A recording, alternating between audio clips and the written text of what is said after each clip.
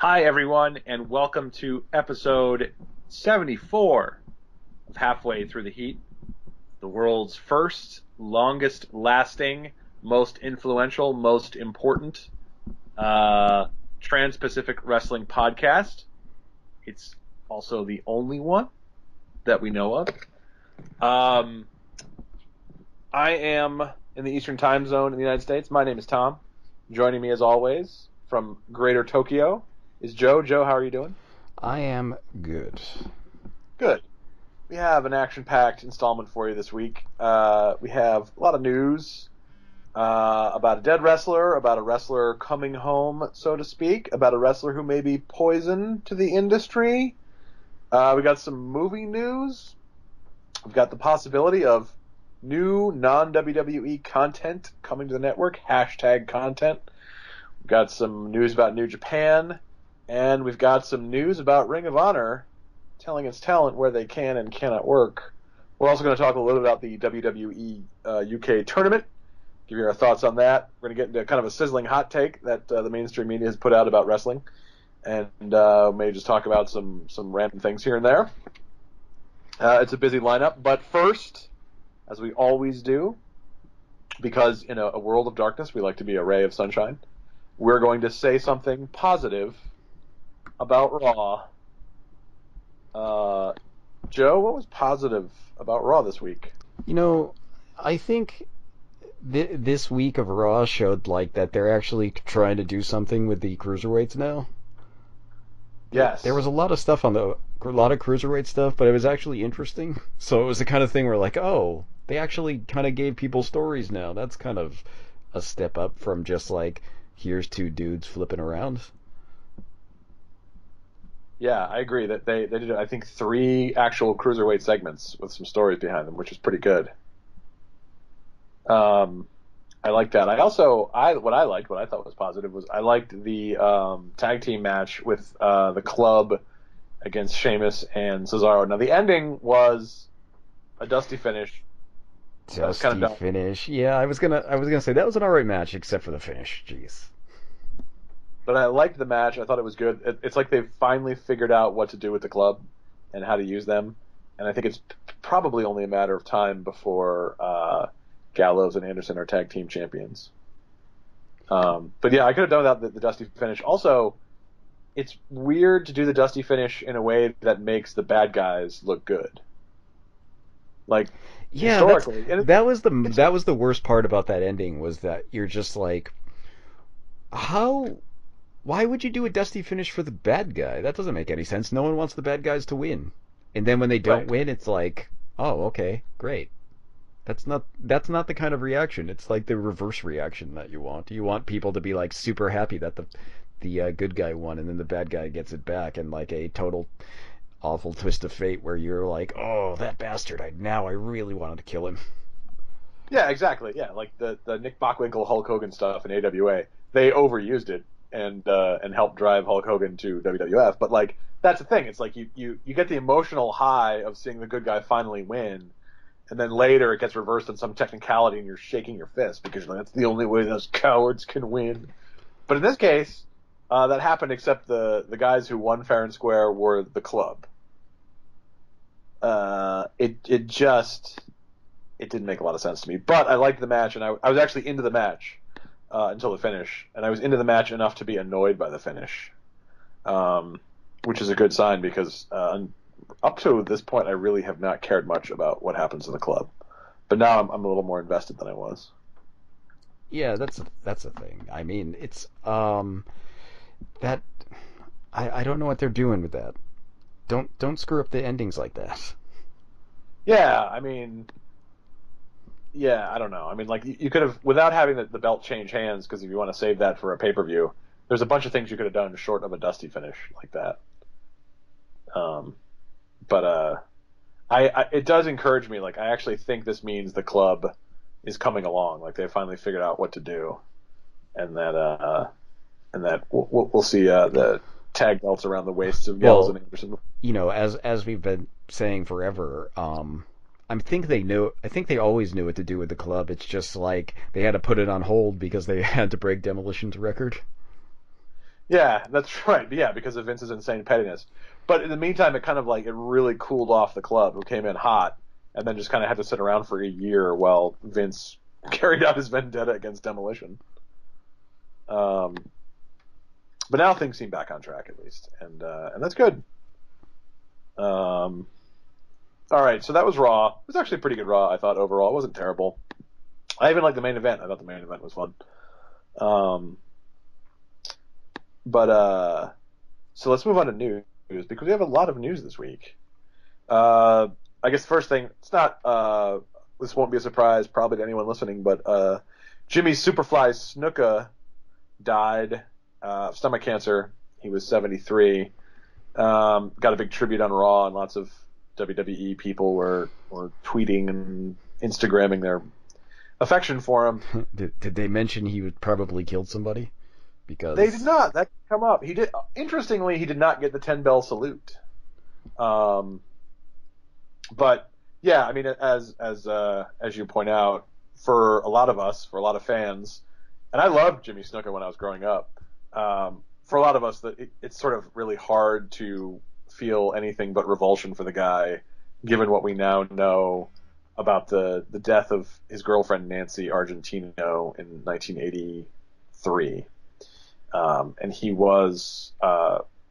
had been charged with her murder in 2015 after obviously a long period in between, and he was ruled not competent to stand trial because he had dementia. So there were people who were saying like, oh well, they didn't put him on trial, so that means he's innocent. Being found not competent to stand trial is not at all the same thing as being acquitted, and it's certainly not the same thing as being innocent. Now, he was never convicted, and that's true. But when you sort of read the stories about it, I believe it was the Pennsylvania Morning Call newspaper, which did a series about the murder of Nancy Argentina that actually inspired prosecutors to reopen the case in 2015. It seems like if Snuka, I mean, at the very least, he knew a lot more about her untimely death than he said at the time, and certainly probably bore some responsibility for it. So,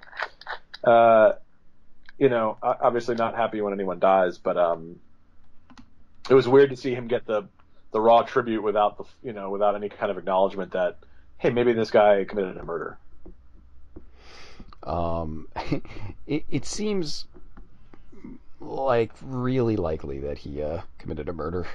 Like if you look at that, I mean that journalist who did the story about it and had them reopen the case, like the evidence he puts out is like, why didn't they convict him of murder originally? Is like what you start to wonder. Yeah, and that's sort of an interesting aspect to it too. Like, why wasn't he tried in 1983? Because and there's been there's been questions about like, was there a cover up? Did police sort of look the other way because he was a celebrity? And I don't know, that would be another news story, but definitely the evidence is certainly the evidence is enough to get him tried and charged with murder. Let's put it that way. And the fact that he wasn't convicted is just down to the fact that his physical and mental condition were judged not up to the rigor of a trial. Yeah. So, man, Jimmy Snuka, it's like some people, when wrestlers die, you feel like, man, that sucks. He was someone I really liked when I was a kid or something, and like you're just like, wow, it sucks that guy died. But then like Jimmy Snuka is like almost the opposite, where you're just like, I really like that guy as a kid, but he's most likely a murderer, so I can't really feel bad about him dying. We saw Jimmy Snuka. Yeah, we have pictures with Jimmy Snuka somewhere. Yeah. Now, and I'm trying to. We saw him in Hartford in like 99 or 2000. It was a while ago. At a kind of converted former movie theater called Buster's. Yeah, it was not his best. He looked pretty bad even then. And didn't you like catch him? I can't remember. Somebody, was you or one of our friends, like went in the bathroom and he was doing drugs or something? That was me. Yeah. Um, he he was doing drugs, but also he looked awful. He looked bad. He looked really old, and he was also really old. But he looked terrible, and we were horrified that he did the Superfly splash. Yes, we were. It was one of those things where, I mean, it was like a please don't die thing, Yeah, not because the move was so dangerous, but just because he didn't look like he was in any condition to do it. Um, that's our Jimmy Snuka story. But yeah, like because I have a lot of friends who know I'm into wrestling, um, but they're not like wrestling fans, so they don't know that he was, charged with murder or anything. Like the day he died, I was getting all these messages at work. People like, "Oh, sorry to hear about Superfly Snuka," and I was like, "Yeah, I'm not really a big fan." yeah, I guess. I mean, maybe a little too late for that one. Yeah, but anyway, Jimmy Snuka's dead. Um, in happier news, it's true, it's damn true. Kurt Angle is being inducted into the WWE Hall of Fame. The announcement came Monday. They had a highlight package on Raw. It's Kurt Kurt Angle's. Angle. He's back in Pog form. uh, this to me is I mean, this is sort of a no-brainer that he belongs in the WWE Hall of Fame. He He was, like not only is he a multi-time champion, but he's also like an Olympic gold medalist. It's just yes, only good things to have him in the Hall of Fame. he is. He's the only gold medalist in the history of WWE. He's in many other halls of fame, including the International Sports Hall of Fame. Um, Also the TNA Hall of Fame. he is in the TNA Hall of Fame. The USA Wrestling, which is the governing body of amateur and collegiate wrestling, named him the greatest shoot wrestler of all time. He's also one of 4 people ever to complete an amateur wrestling Grand Slam, which is winning junior nationals, NCAA championships, world championships, and Olympic gold medal. I mean, just apart from his accomplishments in pro wrestling, he's a phenomenal wrestler and athlete. And what made him so remarkable in WWE was he was not only good at translating those skills in the ring, but he was really good on the microphone and really good at playing characters. Like you wouldn't necessarily expect that, but there were like Kurt Angle could be a funny heel. Like his whole thing that he was like this sort of dweeb who just like drank milk and didn't really fit in during the Attitude Era and stuff. Like he was a great performer as well as a great wrestler, and um, I really do think he belongs there, and I'm glad to see he'll be inducted. I'm I'm less glad. I'll be honest. I'm less glad that there's talk of him coming back and wrestling a match. Like if I had to choose between Kurt Angle coming back and wrestling a match and Undertaker coming back and wrestling a match, like it's an easy choice. Yeah, it's true, but it's true. It's damn true, But Tom. it's still like toward the end of his run in TNA, he was having way more off nights than he was having good nights, and he's just, I mean, also like he's had a bunch of neck surgeries, and I don't know. Yeah, I'm yeah. I mean, I'm not saying like I want him back, but if someone could have a full like a final match, like I think he's still able. It's gonna be anything. It'll be a million times better than anything the Undertaker or Goldberg can provide us. That is true. That's true. So, Although and if you he put him did, with AJ Styles, like AJ Styles can give like basically anybody a good match. yeah, and they certainly had. I mean, they had a rivalry in TNA and all that, so I mean, they have chemistry and a history together. Um, I wouldn't be totally dead set against it, but I'm not. It's not something that I am really looking forward to. I'd be fine if he just comes back and takes a bow and relives his glory days and that kind of thing. But there's money to be made with the Kurt Angle match. They will sell tickets off that, so probably it will happen. Yeah, I'm sure it will. Um, maybe they can use it as an excuse to bring back Shelton Benjamin. Well, they wanted to bring back Shelton Benjamin, but he got hurt. Well, I mean, So if he can get medically cleared, I'm sure he'll be back before long. Um, so yeah, Kurt Angle. Who do you think is going to induct him? um, I don't know who would. Well, I mean, I could see Austin doing it. I guess I don't usually connect Austin and Angle though. They had a really good rivalry in the Attitude Era. I could see that happening. Some other people suggested Lesnar because they both had the amateur backgrounds, but like Lesnar doesn't like to talk. I can't imagine He him. doesn't like people at all, Yeah, right. Yeah, I don't see him. I'm not sure he's the guy for that job. and yeah. You've heard the story about them having a shoot wrestling match? No.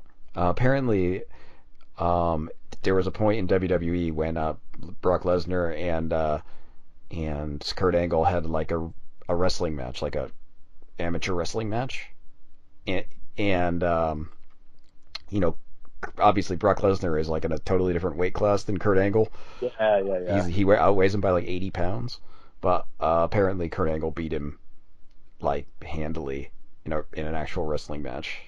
Wow.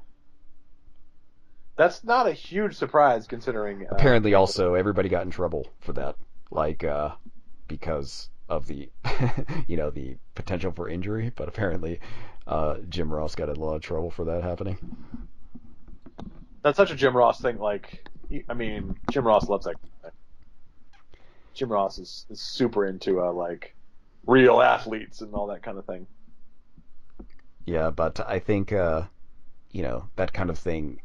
Like if you're a wrestler, like a like an amateur wrestler, you're not used to wrestling people who are like way above your weight class, but also like someone who is a good wrestler. Like it's not like Brock Lesnar isn't a good wrestler Right. because like he's won a bunch of stuff in whatever wrestling he was doing. But but even then, even though he's good, he's not Kurt Angle good, gold medal good. Yeah, I mean, one thing is like it's worth remembering too. Like the U.S. rarely wins gold medals in wrestling. Like there are a lot of countries in the world with who are much better at wrestling and much more likely to win wrestling and have been dominating the Olympics. Like for an American to win, especially in the 1990s, was really rare. I mean, like he was just a phenomenon. Um, Who and who dominates amateur wrestling at the Olympics time? I don't know anything about it. Greece, Bulgaria. yeah, a lot of Eastern European countries in the lower weight classes. Actually, Japan has a lot of like the lighter weight class. Like Japan has guys who've won like 3 gold medals and stuff. Um, and but yeah, Eastern European countries, Bulgaria, like Turkey, some of those Central Asian countries. Iran actually has like a long wrestling tradition, um, and the U.S. is sort of a Johnny Come Lately to winning medals in wrestling. See, I learned something by watching the Olympics last year. See, Well, there you go. I watched the wrestling part. I didn't watch the wrestling. I mean, who cares about the rest of the Olympics? Um, but yeah, so Kurt Angle's back. That's cool. Somebody who's not coming back to WWE in the near future is the big guy, Ryback. Uh, and Ryback was saying, you brought this to my attention, that he believes that John Cena is poison to the wrestling industry. Poison. Poison. Deadly. Moving it slow. uh, Ryback was saying on his podcast that he thought John Cena was really bad for wrestling, and I was like, uh-oh, am I going to learn something about John Cena I don't like? But then when I went and read his comments, he was basically just complaining that John Cena, in Ryback's view, John Cena had buried Alex Riley. Yeah. And then you think like, oh, he the complaint is like, oh, he always put down Alex Riley, and you're just like, well, it's the Rage Cage. Are we gonna be Are we gonna worry about that? Do you think he was gonna be a superstar? Yeah, and Ryback kind of did.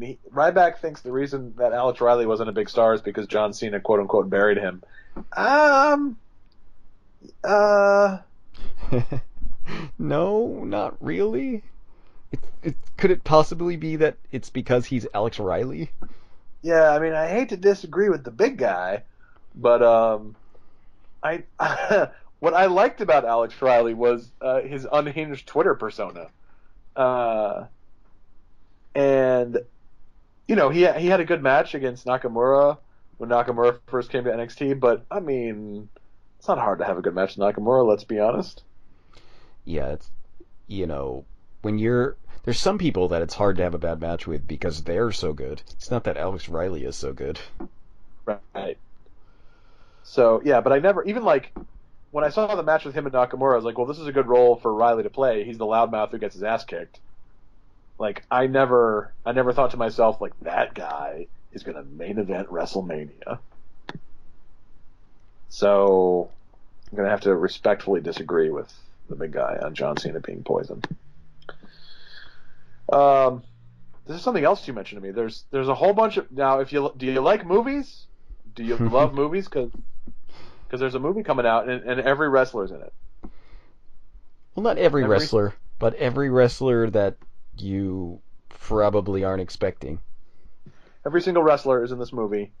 It's called In the Ring. This is from the Hollywood Reporter. In the Ring, and the pitch is that it's a wrestling version of the film Major League, which you recall was a popular comedy about the Cleveland Indians of baseball. According to the Hollywood Reporter, the film will follow Sledgehammer Sullivan, who is played by Kurt Angle, as he leads a group of misfit professional wrestlers who take on a multinational corporation and rival Extreme Federation headed by Matt Manson, Tommy Dreamer, to gain a network TV contract in a winner-takes-all pay-per-view. So basically, it's a spoof of the wrestling industry as it existed in the mid-1990s. Basically, yeah. But in addition to Dreamer and Angle, this includes Christopher Daniels, Frankie Kazarian, John Morrison, Ken Anderson, Jay Lethal, Joey Ryan, Candice LeRae, Chavo Guerrero Jr., Kevin Kelly, Nick Magnus Aldis, Chad Gunner Lyle, Dalton Castle, and the Briscoe brothers. But not only them, there's other wrestling names yet to be announced. That's true. That's true. So every wrestler is going to be in this movie. Can't wait to see it. I will probably see this movie. Let's be honest. It's like a Hollywood release, like a real movie release, not like a straight to DVD, like Pro Wrestlers versus Zombies or whatever. I'm guessing it's straight to DVD. But I will probably see it. How could you not? Just to see the Briscoe brothers act. Well, I assume the Briscoe brothers will be a shining beacon of hope in that movie. They are delightful. I agree. I love the Briscoe brothers. And If you've seen any of their YouTube content, not YouTube, but the videos they make, where are they put up? They have all those animated GIFs too, that are from those videos where they're like lifting stumps or some. Yeah, when they're talking about how they don't need a gym to exercise. They're like in the woods and they're like doing chin ups on trees and like throwing stumps over their heads. It's amazing. The Briscoes are amazing. I have those DVDs with them where it's like Man Up and Straight from Sandy Fork, and it's like these quasi documentaries just following them around their farm in Delaware. They're a delight. I can't wait. I want to watch a whole Briscoe Brothers movie. The only reality TV show I would watch wholeheartedly is a Briscoe Brothers reality show.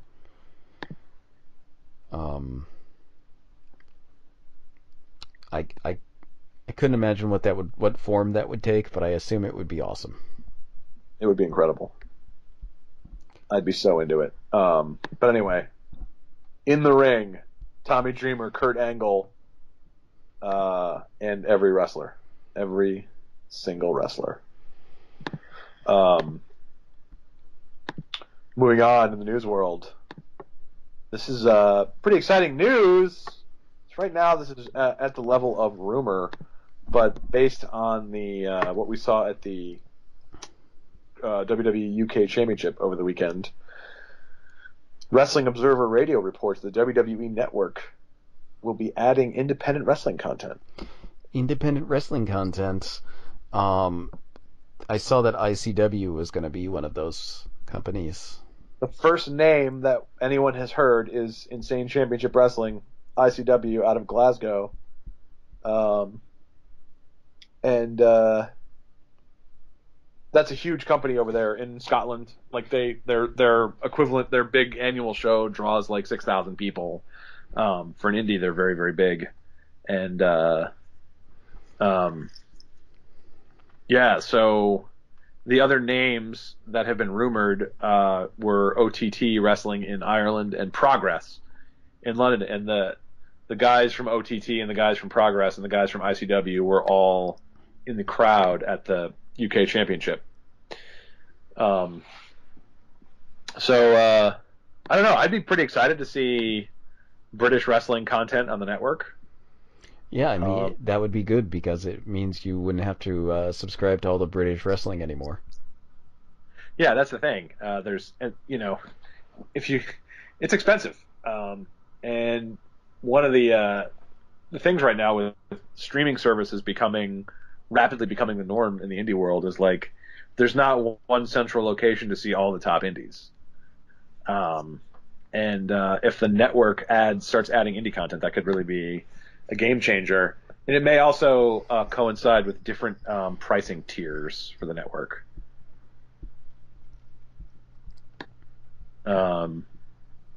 Like, this has been a rumor for a while that they'll add more and more stuff, and then they'll start charging, like, one price will just get you the 4 big pay-per-views, and then another price will get you kind of what you have now. Another price will get what you have now plus indie content or whatever.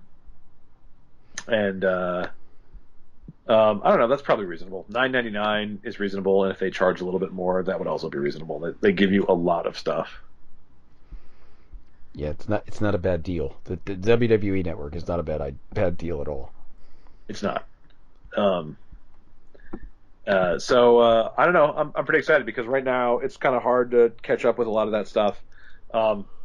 OTT has done a couple shows on FlowSlam, but I don't know if that means that they have a contract or if that was just a 2-night thing. But I don't know.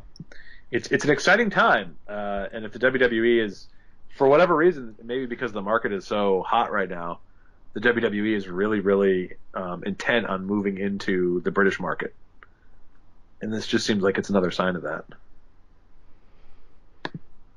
Well, we've been talking about British wrestling since probably the beginning of our podcast. That's right, because you've been subscribed to a bunch of British stuff. Because I'm kind of a British nut for British wrestling. And now it's becoming super popular. You are going to Ireland this year, so you should try and see some Irish wrestling while you're in Ireland. I might try to do that. I'd love to see OTT in person. OTT, it's gonna be there. You're gonna be there. You have to. Hopefully, there's shows happening while you're there. Yeah, if there are, I definitely want to go. I think I can convince my friends to go. If not, screw them. Go by yourself. Yeah, and like it's sort of wrestling over there is like the crowd is much more demonstrative. Like there's a lot of like singing and stuff, and it's even if you're not a big wrestling fan, it'd probably just be fun to go to that. Yeah, I'm assuming it would be a lot more fun than standard show. Yeah. So anyway, possible changes afoot for the network. Speaking of companies making changes with their content, New Japan, Steve Corino and Kevin Kelly were the English language voices of New Japan. Now that was their live English language broadcast. Their tape delay stuff is done by Jim Ross and Josh Barnett. But Kevin Kelly and Steve Corino, because Ring of Honor has a deal with New Japan, they were the English language commentary team. Steve Corino is now in NXT where he's a trainer. So New Japan announced this week they have a replacement. And if you watched ECW in the 90s, you know him as Cyrus the Virus, but his name is Don Callis. So what do you think about that? Um, Fine. I don't know. That was basically my reaction. Like That wasn't. I don't think like it doesn't sound bad. Doesn't sound particularly great, but like I think okay, I guess that's a fine replacement. Yeah, like my memories of Cyrus, like I thought he was okay, but he did a lot of the thing where at the time ECW was in this, they were on the Nashville network, and they had this angle going where the network didn't want the extreme content, and so like Cyrus the Virus was the guy representing the interest of the network against Paul Heyman and Joey Styles, and so there was a lot of like storyline stuff in his commentary, and obviously that won't be, or I assume it won't be part of his commentary in New Japan. But it wasn't like he was like a horrible commentator or something. Should be fine. I mean, I never watch the English commentary for New Japan stuff, so it's the kind of thing where it like doesn't affect me at all. That's true. Yeah, so you wouldn't need it. What's the Japanese commentary team like? Um, it, it's like a I don't know how to explain it because they have like I mean it's a standard setup like they have a regular like play-by-play guy and a color guy and then they'll have like a third dude randomly sometimes it's sometimes like a wrestler or somebody um but it's I don't know I think they play it a bit more straight than like a WWE or something. Yeah, They it's treated a bit more like a real contest. sure, that makes sense. I kind of like that approach too. Like when commentary teams adopt that, like where it's sort of like basically a sport. Like I like that. Not to say that I don't like other stuff too. Like PWG is very funny when it's Excalibur and Chuck Taylor and they're making jokes. But normally I like the serious stuff. Um, and Kevin Kelly he's all right. But I never mind. I think I like Kevin Kelly. I like Kevin Kelly more than a bunch of other people who are currently commentators. So I yeah, mean I can't really complain about Kevin Kelly. yeah, he wouldn't be my first pick, but he's not. I don't see him as horrible. I see him as perfectly adequate. And and probably Cyrus the Virus will be adequate too. I guess they won't call him Cyrus the Virus. They'll call him Don Callis. Probably. It's too bad. Some of us will always remember him as the Virus. Well, anyway, speaking of Kevin Kelly and Ring of Honor, this was news that broke today. We finally had some news break on our cycle. This is the Pro Wrestling Torch. Ring of Honor has started forbidding its talent to appear on the cards of any company that works with FlowSlam, including Beyond Wrestling, which so far has only done one thing for FlowSlam.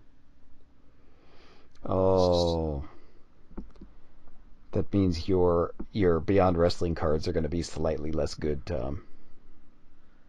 Yeah, and I mean, I guess the question is, it's people who have a non-exclusive, or people who have contracts with Ring of Honor. And as you pointed out, Donovan Dijak, who's sort of the top guy in Beyond Wrestling right now, his Ring of Honor contract has expired. He's still working Ring of Honor shows, but basically on a handshake freelance basis. And his name has now come up as somebody that WWE is interested in signing. And I mean, we've been saying this for a while that Dijak would make a perfect signing for WWE. And he's a guy who is great and has a huge upside, and we just haven't seen much of that in Ring of Honor. Um, and we've seen this again and again with Ring of Honor lately. They get guys who are tremendous, and just don't know what to do with them. And I don't know.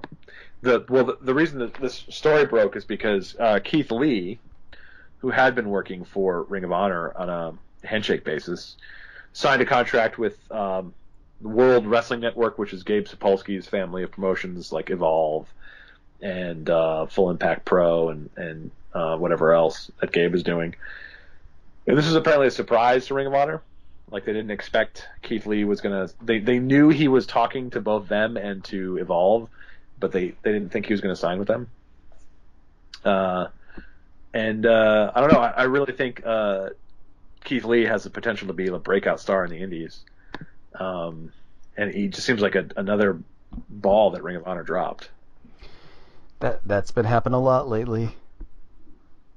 Yeah, I mean, they've just been, and even some guys who they sort of used well, like Kyle O'Reilly, opted not to re-sign a contract, and now the speculation, of course, is that he's going to go to WWE. Moose as well. I mean, that one's not as recent, but like, no, but Moose was used really well in Ring of Honor. It's just, there was nowhere for him to go. Yeah, and I think the same is probably true of Mike Bennett, who went to TNA. It's just they, and Michael Elgin, who just announced he was done working with them. Like, there's been, it's not like a full-fledged exodus or anything, but there've been a number of guys who, well, I mean, like, and you can even think about guys who were there and who are now elsewhere and looking great, like Cedric Alexander and Tommaso Ciampa, who were in Ring of Honor for a long time and were just kind of like bumping around the mid-card with no direction or anything, and are now getting a lot of attention in WWE. Yeah, I don't know what is up with that. I mean, a lot of people left Ring of Honor. Recently Big Mike, who was their champion. He was previously a champion in Ring of Honor. Decided he's not wrestling there anymore. And I don't know what it is. They were really hot for like 2 years ago. They were like doing all the right stuff. Remember, they had that like epic build up for Jay Briscoe and Jay Lethal. Yep. And then after that was done, it was just like the wheels fell off. Yeah, like, I like Jay Lethal and everything, but he did not turn out to be like the kind of champ to turn things around, to like turn a lot of heads and keep a lot of people interested, and things got real stale really quickly.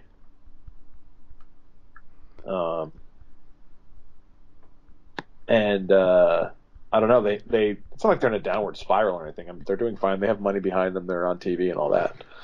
But they haven't, like, Ring of Honor hasn't seemed like the exciting place to go for a while.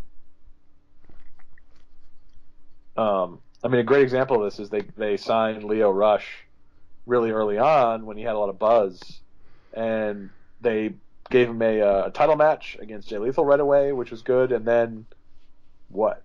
Like, what has Leo Rush done in Ring of Honor since then? He's done a lot of cool stuff in CZW, but nothing in Ring of Honor. I don't know what it is. Like, they just haven't really impressed, I guess. And I don't know if it's the booking. I don't know what it is. But if I was like an up-and-coming guy and my choice was between the WWN family and Ring of Honor, and I had to pick one, I would definitely pick the WWN family. Yeah, I mean, it's hard to... It's not really a hard choice there, because, like, what do you do with that? If you've got Ring of Honor and you've got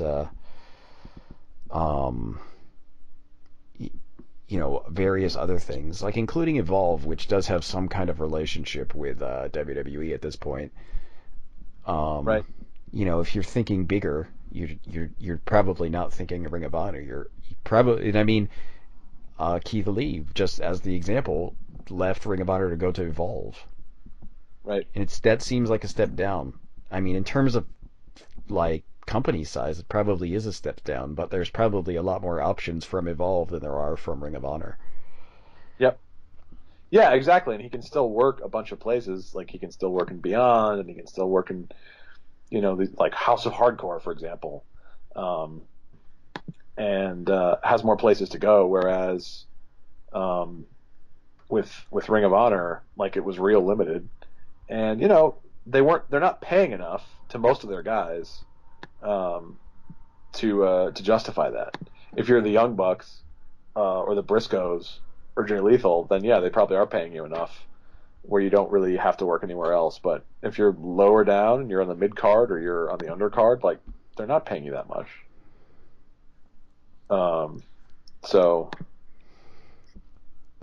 I guess this means probably no more Warbeard Hansen at Beyond shows or Matt Taven. Oh, you're never going to know if it's the year of Taven or not now. I know. Well, he can still do Northeast Wrestling because they're not in Flow Slam yet. But I don't know. I just feel like Ring of Honor has made a lot of mistakes, and this one seems like another one. Like I think it's good for Ring of Honor to have buzz around their wrestlers, and one way to do that is to have the wrestlers appear in a lot of different places. Now, I mean, admittedly, there can be overkill, and I think for one of the things that kind of held back British wrestling a little bit is that their top promotions all like shared the same 10 guys. That's true.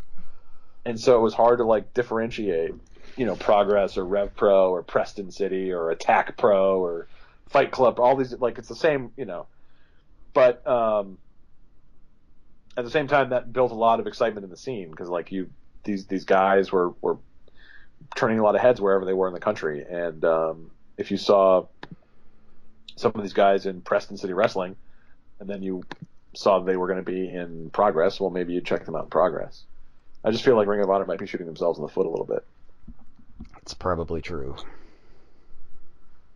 So turning from the news, since we're talking about British stuff, the UK tournament, the WWE UK tournament, was just 2 days, Saturday, Sunday, this past Saturday and Sunday. And what did you think? I have not watched it yet. I was a little underwhelmed by night one. I'll be honest with you. I watched night one with high hopes, and it felt a little slow. Like I was expecting. There wasn't enough finger bending for you to. There was some finger bending, but not enough. That said, it was. I mean, a lot of these guys were unfamiliar to me, and it was kind of cool to see new faces, and I was really impressed by the match that ended the show, which was Tyler Bate, who was freakishly 19 years old, and Tucker from Northern Ireland. And then the second night was like the semifinals, the quarterfinals, or whatever, and then the finals. And the second show was much better in terms of wrestling. Like it was just like a real all-star presentation, and they also had like a special attraction match where Neville wrestled Tommy End. Tommy End making his on TV, or I guess on screen, WWE debut, and the crowd went. Did he use his new name? They called him Tommy End. Oh. They're not calling him Aleister Black yet, I guess. But that is apparently his name. But it was, and the best thing I would say both nights. First of all, the venue looked great. The Empress Ballroom in Blackpool, and then the other thing I loved about it was the crowd was just so into everything, and there was a lot of like chanting and singing. There's like a British football crowd, and. But yeah, definitely watch night two. The matches are really, really good, and my takeaway is that Pete Dunne and Tyler Bate really came away as the big stars, and then there were a few other people who I think also were really impressive. But Pete Dunne, like that dude is going to be a big star. Like he comes across as like genuinely nasty and he kind of reminds me of like a he makes me think of like Taz in just the way he approaches it. He's got a very similar style. Like it's a lot of mat wrestling and submission holds and throws and stuff. He's not coming off the top rope or anything. Um, and he's just stiff and like works really hard and has this nasty look to him. I mean, like he gets a lot of mileage out of just having a mouthpiece that's black. So like he has a like real nasty grin, because he's got this thing in his mouth, and he's just an unpleasant looking dude. Like you can really believe that he's kind of this pissed off bully. Um, Whereas Tyler Bate was great in the ring. In the interview segments, he came across like a Ricky Gervais character. Like he had different names for his fists and stuff. I mean, like in a charming way, like a goofy way, but like still, definitely like a performance way. Whereas Pete Dunne, you can kind of think like, if I saw this guy like on a bus, I would move my seat. Like he really, I predict big things for him. I don't know what the WWE's plan is. We've heard talk that they want to do a weekly show in the UK, and that would be interesting. But I expect we're going to be seeing more of Pete Dunne and Tyler Bate and Mark Andrews and maybe Trent Seven on WWE programming. Well, I mean, I've yet to watch it, so I don't have much commentary, but Definitely watch Night 2. I'll watch Night 2. So the other thing I want to say is I saw this on Paste, which has recently started covering wrestling. And this Friday is... I saved this to the end, by the way, because I know our politics stuff is not always that popular. So if people just wanted to listen to the wrestling stuff, we did that, and now there's going to be a brief politics thing. All our politics are popular, Tom. Everyone likes our politics. I wonder if that's true. Everyone. Even if you don't, you still do. Don't lie to yourself. This Friday, Donald Trump is going to be inaugurated the 45th President of the United States. He is the first WWE Hall of Famer to be inaugurated since Gerald Ford. And there was a column in Paste by someone named Scarlett Harris, which apparently is a shoot name. It's not a kayfabe name. Where I think it's a she, argues that supporting the WWE may mean supporting a Trump administration. That sounds like a blazing hot take to me. Yes, that's a sizzling hot take, a smoldering hot take. And so most of the article just kind of goes on to that, Trump's connections to the WWE. He has a long-standing connection with WWE. Vince and Linda McMahon donated lots and lots of money to Trump's campaign. But some of the connections are sort of like weirdly tenuous to me. And this person asks, Scarlett Harris writes, with the close ties between Trump and the McMahons, wrestling fans can't be sure that the $9.99 they spend every month doesn't go towards supporting Donald Trump's agenda. I think you can be sure of that because WWE is a publicly traded company, and its shareholders would be upset if the money from the company was... I don't understand that at all. Like, you think that the WWE is going to be funneling money to Donald Trump now that he's president? The president doesn't need money to carry out his agenda. He has control of the federal government. Yeah, that it's kind of it's an argument that doesn't really make any sense. But also, I think they're trying to say like, oh, by giving WWE money, they get profits, which means the McMahon family gets paid. And the money that the McMahon family gets paid, they might give to Donald Trump. Right. I mean, that's like a bizarre chain of events, but like I guess it's kind of true, but it doesn't. It's like a weird conclusion you have to come to about basically anything you support ever, because like, do you think the CEOs of big corporations, you like the CEO of McDonald's is not supporting things you don't like? Right. Like it's that Yeah. kind of thing where like if you had to like go by this kind of metric, you basically have to live on a farm and grow all your own stuff and never buy anything. Which you may be into, but it's difficult. It's You hard to may pull be that into off. it, but you're not listening to this podcast because you don't have the ability to build your own computer. uh, so Aaron Klein of the feminist wrestling podcast, Not Your Demographic.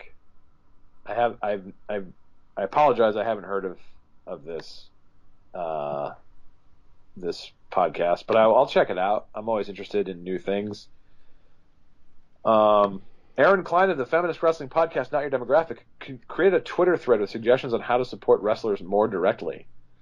Buying merchandise and tickets to house shows is one option, as wrestlers get royalties and a percentage of the gate. Okay, but you're also still paying the WWE. They get a percentage of the gate, but you know who gets a bigger percentage? The WWE. True. If you're ready for more drastic measures, consider unsubscribing from the WWE network and supporting independent wrestling instead. While it's admittedly a move I haven't taken yet, writes Harris, money is a powerful tool. And as the WWE continues to grow, a strong independent scene is more and more important.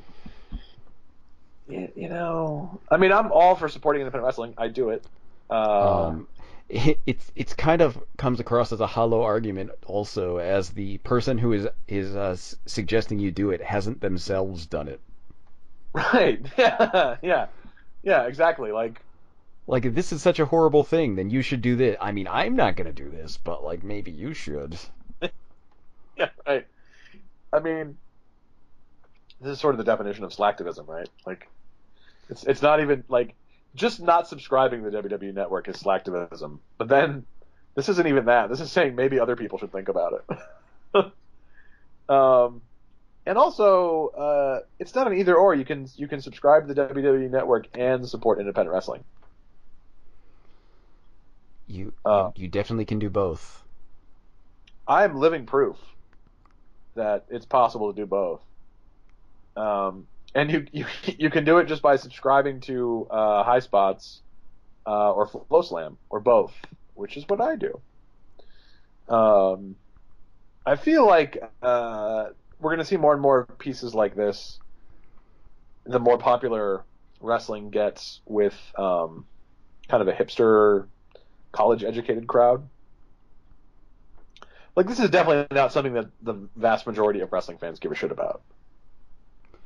Yeah, I Um, think like yeah, I mean like it's the kind of thing that it's like such a tangential thing in the sense that like it's not like some direct thing. Like if you subscribe to the network, like $8 of the $9.99 you spend goes directly to Trump. right. It's like it's not that kind of thing. I mean, then it would be if you're like a really anti-Trump, I guess like you could be like, oh, I guess I can't do that. But like, it's not actually that kind of thing. It's like out of your entire network, the entire network costs, which who knows how profitable it is and how much of those profits go directly to Vince McMahon or go into company stuff or go into money for shareholders or whatever. Like a percentage of that percentage could possibly go be donated to the Republican Party. Like it's Right. And the same thing, like as you point out, it's not even like the CEO level. Like if you go to Dunkin' Donuts and like you buy donuts, maybe the guy behind the counter likes Donald Trump. You can't you can never cut yourself off from what other people are going to do with their money in society. Um, it just seems weird to try and to sort of. I mean, there's all kinds there's questionable things about WWE, and we've talked about those things. Um, and when we think they're doing something that's sort of shady politically, we talk about it. We talk about their bad storylines. We've talked at length about Vince and Linda McMahon and their support for Republican candidates, and Linda McMahon's disastrous past as a Republican candidate. But it just seems to me like this is like a hot take in search of heat. To say that, oh yeah, the WWE is a lot like supporting Trump. not really. Like they're I my hunch is that this is not the last we're going to see of this. But what interests me is that the sort of hipster college educated crowd is really into the WWE, but has not sort of. You would think they would be more into indie wrestling. Like it's surprising to me that indie wrestling hasn't quite caught on with that kind of hip crowd in the way that the WWE has. And maybe it's just accessibility. Maybe they don't know about indie wrestling, um, or wrestling from Japan for that matter, or wrestling from England. Like, because that's normally what you think of when you think of like the sort of hip connoisseurs. Like they want to get the stuff that's not mass market and mass produced. And haven't really seen that. I mean, the people who go to indie shows are not like. I think there are some hipsters, but it's not really a hipster crowd. It's a hardcore wrestling fan crowd. Um, a lot of blue collar people who just really like wrestling. And I don't know. Um, Maybe we'll see more. Like Chikara is just out there waiting to be colonized by hipsters, folks. Yeah, I mean, get all your bowler hats and brony t-shirts together and just join up with Chikara, dudes. It's all on you. Yeah, that's the thing. Like Chikara, like it has a non wrestling component to its audience, but it's not like hipsters. It's like channers. It's like fedora guys. Yeah, And hipsters could take that over. I don't want to be stereotypical. I don't know, but every Chikara show I've been to has had a strong percentage of trilby wearers. I mean, you know there's a real milady aspect to Chikara crowds. At least the ones I've been part of. At least the ones I've been part of. Chikara is actually coming to Enfield, Connecticut in March. I'll probably go to that, and we'll see what the crowd's like. Um, so anyway, that was the sizzling hot take for this week. Does being a WWE fan make you a Trump fan? The answer No. is no. um, as the answer is for most sizzling hot takes, the answer is wrong. Wrong, sir. Yeah. Before we wrap up, with some random thoughts. We watched Shine 40 on Friday, and I would say thumbs up overall. It was pretty good. We were actually in the beginning. The Su Young match was like the first match, and we were like, "Oh man, it's a four-way. There's no way they're going to go to the bar this time. The unbroken streak has been broken." And then, of course, like it ended up at the bar. So unbroken streak remains unbroken. Su Young Yes, always goes to the bar. yes. There was stereo DDTs on the bar top and more beer can spots. So yeah, it was a good show. Ivelisse had to vacate her Shine championship because she was not medically cleared to wrestle. Ivelisse has kind of an injury prone career. Throughout the show, we were trying to figure out if it was a storyline or if it was real, and it's real. It turned out to be real, which is a bummer. Ivelisse is a great wrestler, and injuries are, you know, that's not why you want to see someone's career stalled. But Lufisto is the new champion. She won a three-way against Mercedes Martinez and Allison Kay. Yeah, And she won the title in the three-way in a finish that is inexplicable. No, yeah, nobody knows what happened. Suddenly, she won.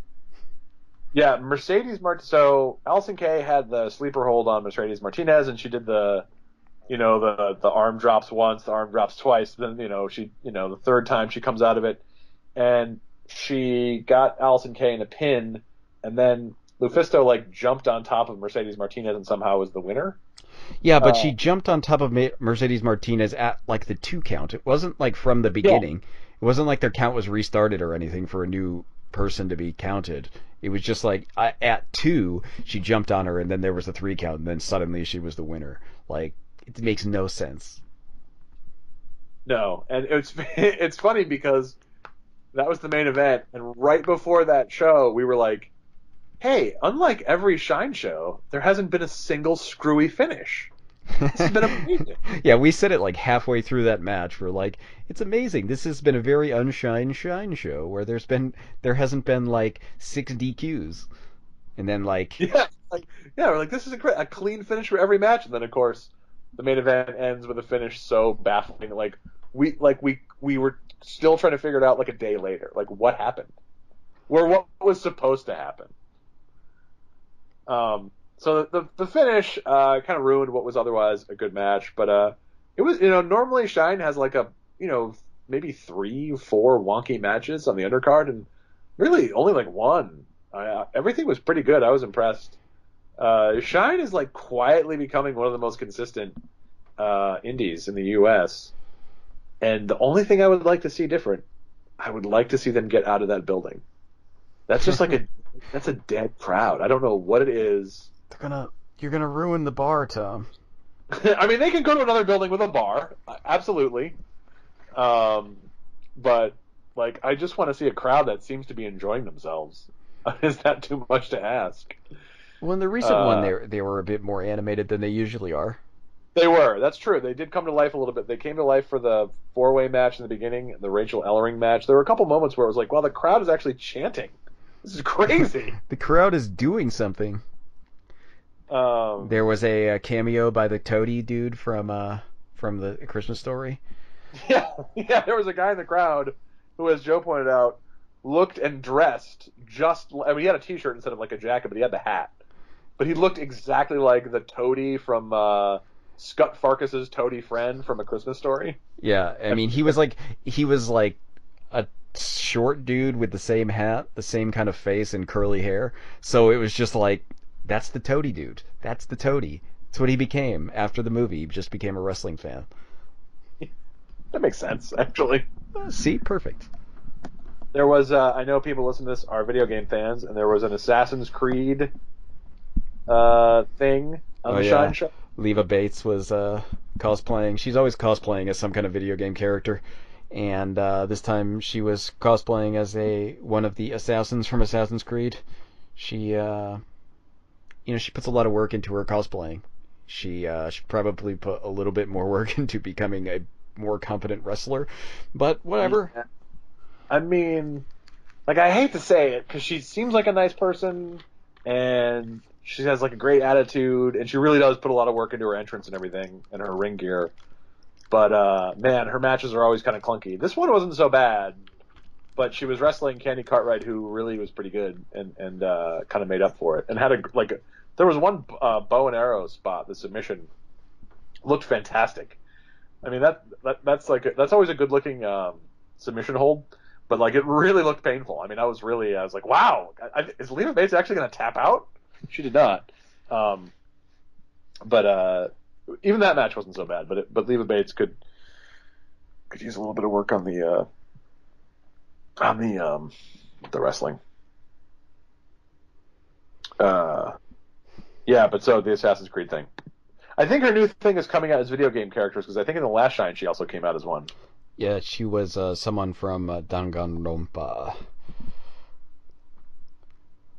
Yeah, I did. I mean, my guess was going to be a Catholic schoolgirl with pink hair, but you set me straight. Set you straight. Old man Tom doesn't know these newfangled things. If they don't come out as Mario or Luigi, I don't have much of a chance of identifying them. But as I think maybe Joe pointed out, if you're going to do a cosplay thing for every show and the show happens on a Friday the 13th, how do you not come out as Jason Voorhees? Yeah, it's a little strange. Like, you figure like it's Friday the 13th. Why don't you come out as something at least horror related? Right. Like the Assassin's Creed thing is an evergreen. You can do that in the next show. But Friday the 13th, how many chances do you get to wrestle on a Friday the 13th? And realistically, that Assassin's Creed movie just came out and it bombed horribly at the box office. You don't want to be attached to that. Nope. The only other thing I wanted to mention, wrestling related, was I listened to the most recent episode of Colt Cabana's Art of Wrestling podcast. It was an interview with Sami Callihan, and I really recommend listening to it. I will say that Colt Cabana is a frustrating interviewer because he's always interrupting, and that kind of drives me crazy. But Callahan, I think I've seen him in one interview before, but like he came across as like a really thoughtful dude who had this really interesting like in high school he was like a drama nerd and he was in show choir, which you would not expect from Sammy Callahan. Show And choir. I don't even know what that is. show What it's is like a that? southern slash midwestern thing. It's like I had never heard of it until I lived in West Virginia, and like everyone was in show choir, and they would have like the statewide show choir tournament or whatever. It's like choir, but there's like dancing and stuff and like costumes. Okay, we didn't have that in our in our neck of the woods. There's no show choir in the Northeast, but it's a big thing in the Midwest and in the South. And so Sammy Callahan was like in a show choir, and he had really interesting stuff to say about. He recently quit. He had been chewing tobacco, dipping, for years, and he quit. And he had a lot of interesting stuff to say about addiction and substance. And like he was like and talked about how he started going to therapy because he had generalized anxiety disorder. It was a really interesting interview, and a guy very kind of opened up and was sort of vulnerable in a way that you don't often hear wrestlers do. And he talked about the wrestling business and the way it's changed. He talked about how animated GIFs are changing the way wrestlers like work matches and all this really interesting insight into it. And I was fascinated by it. And I kept wanting Colt Cabana to shut the fuck up because he just kept interrupting. It was driving me crazy. Like, let him finish a thought. God damn it. But it's worth listening to for a lot of insight. He's Sammy Callahan's a really thoughtful guy, which you wouldn't necessarily expect based on his character, who's a raving lunatic. But it's all an act. Gotta keep telling yourself that wrestling's not real. Wrestling's not real? It's not real, except when it is. Okay. Well, I like to think wrestling is not real, except when it isn't. Wrestling is occasionally real, like when Kurt Angle and Brock Lesnar inexplicably decided to have a shoot fight. Well, I mean, it wasn't a shoot fight so much as like a shoot wrestling match. I don't know the rules for amateur wrestling, but I'm sure you do, being an amateur wrestling fan over there. I'm working on it. I've been watching I was watching Iowa versus Oklahoma State on the old Flow Sports. Apparently that's a big rivalry in college wrestling. It's pretty good. It's weird to me because it's still like watching. There's a lot of terms from pro wrestling that they use, but they use them in kind of different contexts. So it's kind of like watching cricket if you're used to baseball. Like you hear a lot of the same words and roughly the same thing is happening, but the differences are like so stark that they kind of throw you off. Also, they handle blood much differently. Like guys bleed all the time in amateur wrestling matches, but they'll stop the match. I'm like, wait a minute, what? Stop the match? What is this, WWE? Yeah, we got shoot color here. Keep going, boys. Red means green. But they don't listen to me. The TV nobody on TV listens to you, Tom. It's inexplicable. I don't know why. You just yell at the TV and they just go on ignoring you, doing what they're going to do. But they'll use the term gut wrench suplex, and my first thought is like, wow, this guy's doing a Gordon Soley gimmick. Right, but no, actually, Gordon Soley. That's how the word's pronounced. Gordon Soley was doing a correct pronunciation gimmick. But like, seriously, those are just terms you don't expect to hear. Gut wrench suplex in amateur wrestling, but it is a thing. It happens in wrestling matches. Anyway, so I think that's it for our show this week. That will do it. I guess the only thing left we have to do is to shill all our stuff. Yes, our stuff. If you want more wrestling content from us, you can follow us on the Twitter machine. You can follow me at TJ Breen. I nuked all my old tweets. I had like 23,000 tweets going back to 2008. Got rid of them all. So it's a fresh start to the new year. Fresh Twitter feed. It's been Tom had to nuke all his tweets because he was worried about being arrested by a totalitarian government. Not the U.S. government, just some other totalitarian government. Some other totalitarian that doesn't like my hot takes. But I do live tweet a lot of wrestling shows. I live tweeted the old WWE UK Championship. So yeah, if you're interested in wrestling, And I'll tweet some other wrestling stuff occasionally. You never know what I'm going to do. It's pretty wild. I'm pretty uncontrollable on the Twitter machine. Tweeted an Ultimate Warrior gift today. Who knows what I'm going to do? You're unpredictable. You're a rebel who lives by his own rules. Joe is at xcornmuffinx on the Twitter machine. There's much more wrestling content, though, on Tumblr, and which is why you should head over to closetofanxiety.tumblr.com. We've got Sue Young photos. We've got vintage Cactus Jack and Mikey Whipwreck photos. Jokes about Dave Meltzer. Jokes about Jungle Boy. Oh, I didn't mention this in the news because it's not really news, but over on Pro Wrestling Sheet, they have a video. It's pretty cute of Luke Perry.